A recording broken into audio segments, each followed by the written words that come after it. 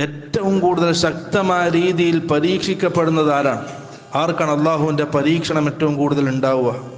റസൂൽ സല്ലല്ലാഹു അലൈഹി വസല്ലം പറഞ്ഞു, അൽ അംബിയ, അംബിയാക്കന്മാരാണ് ഏറ്റവും കൂടുതൽ പരീക്ഷിക്കപ്പെടുന്നത്. സുമ്മ സാലിഹൂൻ, പിന്നെ സാലിഹ്യങ്ങളാണ്, ദീനിൽ അള്ളാഹുമായിട്ട് അടുപ്പമുള്ളവരാണ്. സുമ്മൽ അംസലു ഫൽ അംസൽ, പിന്നീട് അങ്ങോട്ട് ദറജ കുറഞ്ഞു വരും. ആദ്യം അംബിയാക്കന്മാർ, പിന്നെ സാലിഹ്യങ്ങൾ, പിന്നെ അതിൻ്റെ താഴെയുള്ളവർ, പിന്നെ അതിൻ്റെ താഴെയുള്ളവർ. അങ്ങനെയാണ് അള്ളാഹുവിൻ്റെ പരീക്ഷണം ഉണ്ടാവുക. റസൂൽ സല്ലല്ലാഹു അലൈഹി വസല്ലം പറഞ്ഞു, യുബ്തലർ റജുലു അലാ ഹസ്ബി ദീനിഹി, ഒരു വ്യക്തി അള്ളാഹുവിൻ്റെ ഭാഗത്തു നിന്നും പരീക്ഷിക്കപ്പെടുന്നത് അവൻ്റെ ദീനനുസരിച്ചായിരിക്കും.